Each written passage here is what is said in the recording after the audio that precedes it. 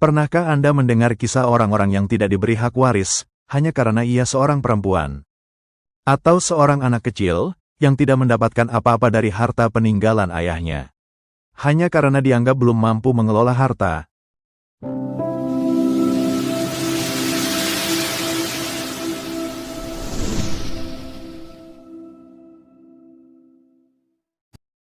Assalamualaikum warahmatullahi wabarakatuh. Selamat datang kembali di Zikra Gedongan Channel.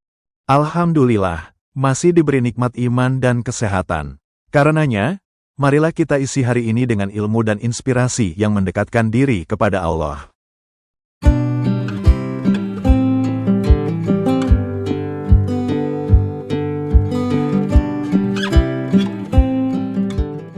Di masa jahiliyah, wanita dan anak-anak sama sekali tidak mendapatkan bagian warisan. Semua harta diwariskan hanya kepada laki-laki dewasa, yang dianggap mampu berperang dan melindungi kabilah. Bahkan ada tradisi kejam, ketika seorang kepala keluarga wafat, istrinya bisa diwariskan sebagai harta, kepada anak tertua dari suami tersebut. Subhanallah, begitu gelapnya masa itu.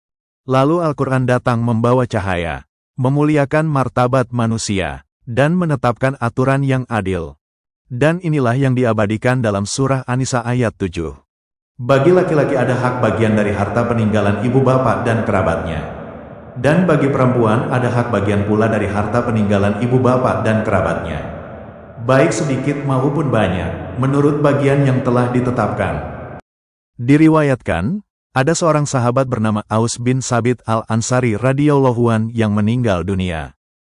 Ia meninggalkan seorang istri, yakni Ummu Kuhah radhiyallahu anha, dan 3 anak perempuan. Namun saat itu, datang 2 orang sepupu Aus, yang bernama Suwaid dan Arfajah. Mereka mengambil seluruh harta peninggalan Aus.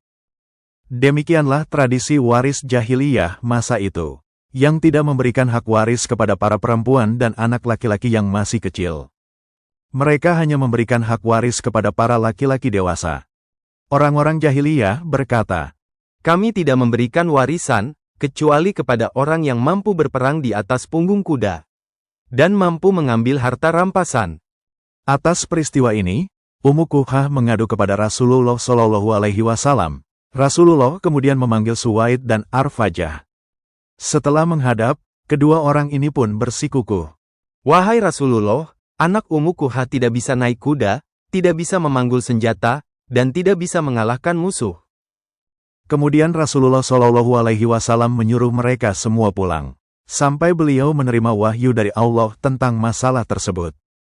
Maka turunlah ayat ini, yang menegaskan bahwa laki-laki maupun perempuan dan anak-anak semua punya hak atas warisan. Sejak saat itu, sistem waris jahiliyah runtuh, digantikan dengan aturan Allah yang penuh keadilan. Ayat ini adalah revolusi besar di masa itu. Mengapa? Karena sebelum Islam, warisan hanya diberikan kepada laki-laki yang dianggap kuat, mampu memegang pedang, dan bisa berperang. Sementara perempuan, meskipun ia adalah anak kandung, istri, atau ibu, seringkali tidak mendapatkan apa-apa. Bahkan anak-anak pun sering dipinggirkan. Namun ayat ini turun dengan tegas menyatakan, laki-laki punya hak waris, perempuan juga punya hak waris. Tidak peduli harta itu banyak atau sedikit, semua ada bagian yang telah ditetapkan Allah. Ini adalah bentuk penghormatan Al-Quran terhadap perempuan dan anak-anak, sekaligus bukti bahwa Islam adalah agama keadilan. Bayangkan, sahabat beriman, seandainya aturan ini tidak turun, betapa banyak anak-anak yatim yang terabaikan, betapa banyak perempuan yang kehilangan haknya, hidup miskin, padahal harta peninggalan suaminya ada. Tapi Allah Maha Adil. Islam tidak membiarkan ketidakadilan itu berlangsung. Aturan warisan diturunkan secara rinci dalam Al-Quran. Dimulai dari ayat ini. Sejak saat itulah, perempuan dan anak-anak mendapatkan hak yang jelas. Bahkan, meskipun bagiannya lebih sedikit dari laki-laki dalam beberapa kondisi, Islam menyeimbangkan dengan kewajiban laki-laki yang lebih berat. Seperti menafkahi keluarga. Sahabat beriman, surah An-Nisa ayat 7 mengajarkan kita, bahwa Islam datang bukan hanya untuk mengatur ibadah, tapi juga menegakkan keadilan sosial. Ayat ini menjadi bukti bahwa Islam memuliakan perempuan, menjaga anak-anak, dan memastikan setiap orang mendapatkan haknya. Maka, mari kita jaga amanah ini. Jika kita menjadi pewaris, janganlah zalim. Jika kita menjadi ahli waris, tuntutlah hak dengan adab dan syariat. Karena hukum warisan bukan hanya urusan harta, tetapi juga bentuk ketaatan kepada Allah.